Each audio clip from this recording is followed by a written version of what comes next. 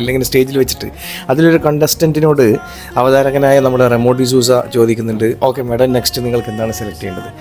അവിടെ നിരത്തി വെച്ചിരിക്കുന്ന ഫ്രിഡ്ജിൻ്റെ കൂടെയും 60 ഇഞ്ച് ടി വിൻ്റെ മുന്നെയും പിന്നെ ഡൈനിങ് ടേബിളിൻ്റെയും പിന്നെ ഈ ഫാനിൻ്റെയും ഒക്കെ ഒരു ഇടയിൽ വെച്ച് ആ സ്ത്രീ പറയുന്ന ഉത്തരം എന്ന് പറഞ്ഞാൽ എനിക്ക് ആ വെച്ച ബെഡ് മതിയെന്നാണ്.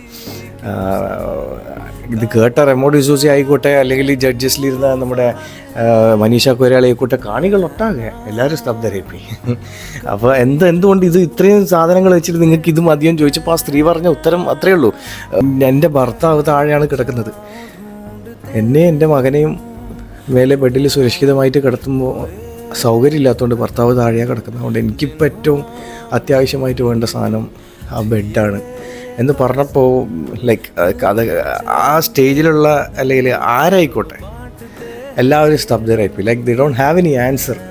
ഞാൻ ഏറ്റവും കൂടുതൽ സന്തോഷപ്പെടുത്തിയതല്ല, one man was standing behind the stage and like literally നമുക്ക് he was winning in his life. അയാളെ ജീവിതത്തിൽ അയാൾ വിജയിക്കുകയാണെന്നുള്ളത് നമുക്ക്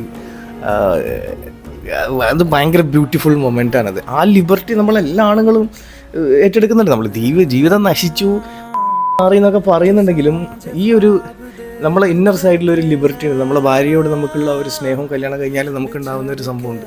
ദാറ്റ്സ് എ ഡിഫറെൻറ്റ് തിങ്. അത് കല്യാണം കഴിച്ചാലേ മനസ്സിലാവും.